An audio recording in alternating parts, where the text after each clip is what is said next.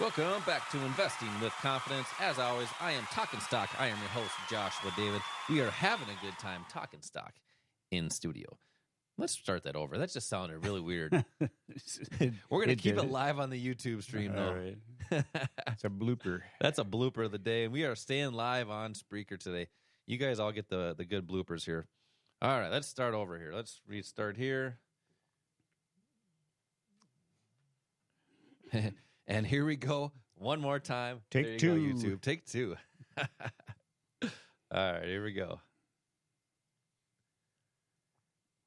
Welcome back to Investing with Confidence, Talkin Stock. I am your host, Joshua David, and I have my good friend, my good pal, Mr. Al Connickson with me here today. And if you did miss tickets for this investing class that we do locally at our academies, specifically in Atlanta, Georgia, Bloomington, Minnesota, and also Denver, Colorado, you can text the word INVEST to the number 484848. When you do that, you're going to get a text right back, so make sure to click the link in the text. That will bring you to the register page, the page to register. Pick a date that works for you, and you're also going to get a call and make sure you get that right date, but also some free stock picks come along with that. So everybody likes a little bit of free stuff, especially these days. And now I just got to mention, we have our airlines and all public transportation taking the mask mandate away. Trust those masks. Crowd goes wild on Spreaker here. But Al, you talked about in the last segment about just the novice investor, especially with broker accounts. They're in a buy and hope strategy. I think you called it and throw it and stick or something. Toss and stick and rising tide. Whatever that means. I like the one-liners, but you really teach a lot of these in these investing classes how to invest properly. What do you mean by that, and how can our listeners take some of this insight and get started in the markets? Well, if your goal in investing is to have it benefit you, to be profitable, to be successful, then you have to know what makes you successful. What are the things you can do to increase your odds or your probabilities of being successful? And the number one thing we believe is knowing when price is going to change, because that's the most important thing. I mentioned in that first segment that most people are trading subjectively, where they think they know more than the market, think they're smarter than the market. That will never happen. And to trade objectively, in other words, to kind of take yourself, take your brain, take your gut out of the trading and investing world for you, because that you become your worst enemy if you let your emotions get involved. To be able to control those, you have to trade objectively, which means you have to follow a set of rules, a strategy that has a step-by-step process based on rules that tell you whether a trade or investment you're looking at making is a good quality one or not. When it gets down to price, what moves price? Why does the price of something go up? Let's just say that you invent a product tomorrow, a pill, little tiny pill that cures cancer, that cures heart disease, that cures COVID. It cures all sorts of things in one little pill. Okay. And you put together a company. That should be just a rocket ship of a company, right? You think so. But what happens if nobody buys your stock? It's no good. Nothing happens. It doesn't go anywhere. It takes buyers to increase the value or the price of something. It takes sellers to reduce the price. But it has to be in a high enough quantity where it has an impact. So what if there was a way for you to get a reading on where the buying pressure is on a price chart and where the selling pressure is on a price chart based on institutional activity, people that have hundreds of millions or billions or trillions of dollars to invest in these markets? That's where you want to be. You want to be trading with these people because they're the ones that are moving the market. And I think there's some things that are really critical that we go over. You mentioned one word in that last segment, and that was risk. I had one word, huh? One word that came across as really being important. There were maybe two or three other things. There you go. Thank you very much. Good. Thank you. But the number one thing that we get across to all of our students, and this, whether you're a student of ours or not, this should be the most important thing for you, is managing risk. It's not how much money you can make, it's how much you keep. And not losing big is the most important thing. You don't have to be successful all the time, but managing risk is the number one goal for you. Yep. And then trading a style that is specific to you. We don't look at everybody as being the same. Everyone is unique and has different needs, different personalities. So there are different assets and strategies that can be used that maybe fit more in line with you. And then just trade like the institutions. You're either trading, thinking, acting, and executing like the pros, or you're thinking, acting, and executing like an amateur. And we know who will win that battle every time. You're right. It takes the big money to move the market. You want to trade like them. In a lot of these investing classes that I teach, I always have people write down right away, trade like a bank, not against them. Because it's kind of like find somebody who knows what they're doing and basically do what they do. And as you were talking about, having a rules-based strategy, which is step-by-step. That's what the institutions are doing.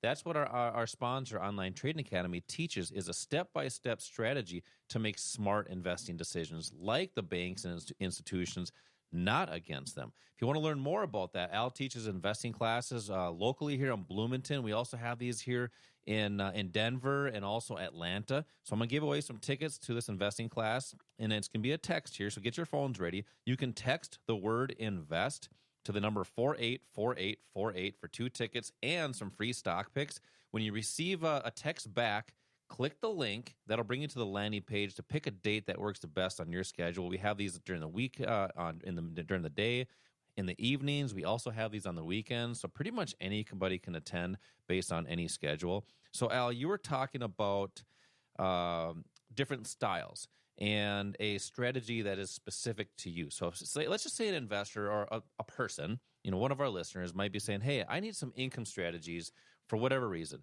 So how do you apply that rules step-by-step strategy for an income style strategy in the market? Well, really, there's 2 components to everyone's financial life. One is an income component. That's where you're accumulating assets. Typically, you're working. And then the other is kind of a wealth and retirement strategy or component of your financial life. That's what you want to build throughout your working career. So when you retire, you have something there to rely on through the next 20, 30, for some people, 40 years.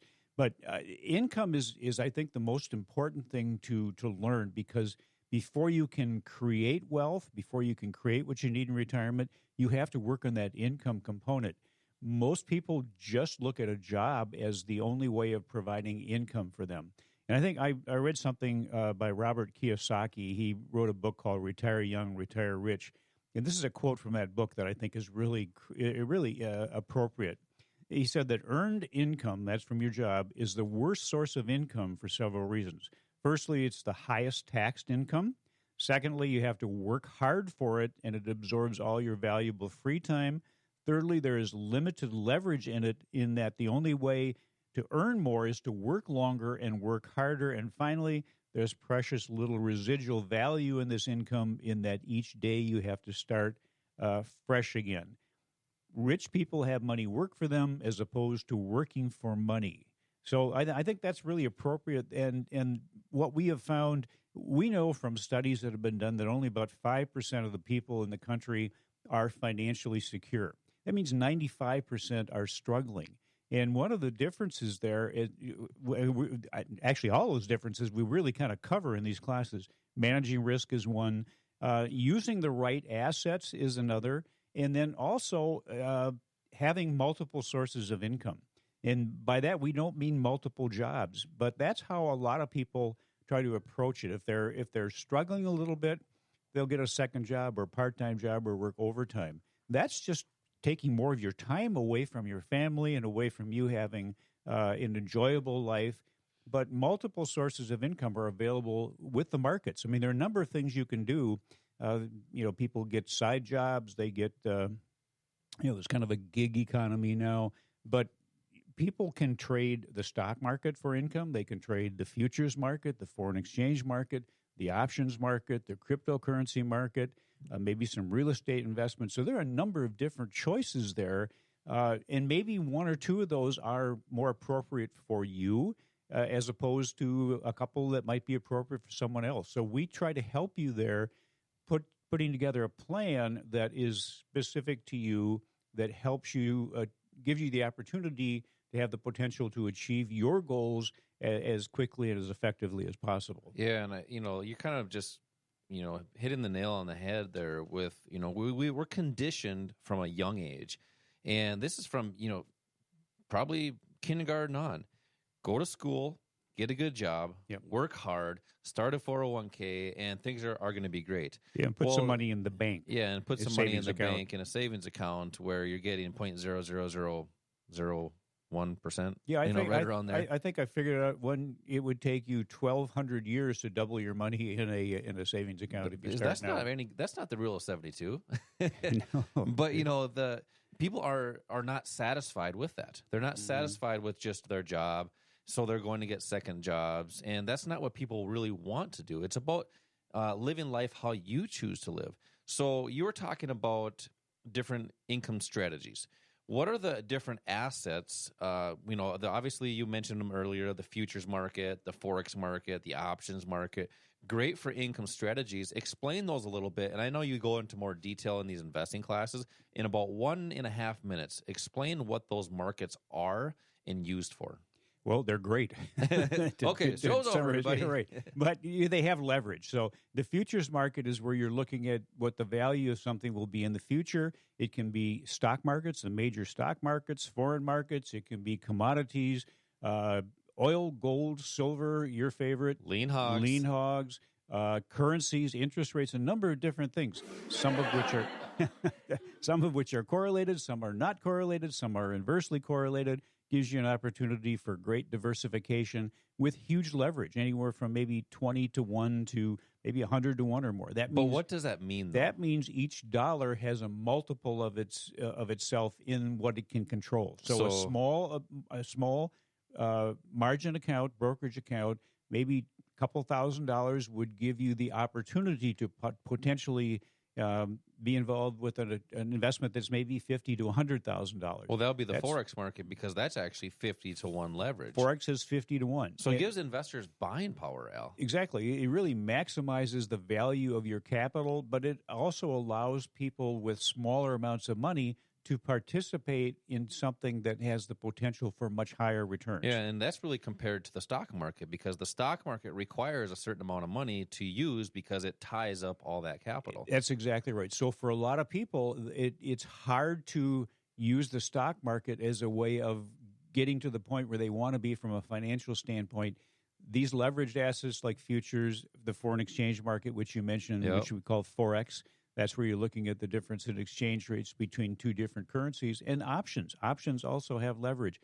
Futures and Forex also trade basically 24 hours a day. So you're right, it gives you a lot of opportunities there to fit this within your schedule, which is for some people a hard thing to do with just the stock market, which is only open 6.5 hours. Yeah, and in the next segment, I want to talk a little bit more about that 24-hour market, giving people opportunities to, like you said, have that side job in the evening.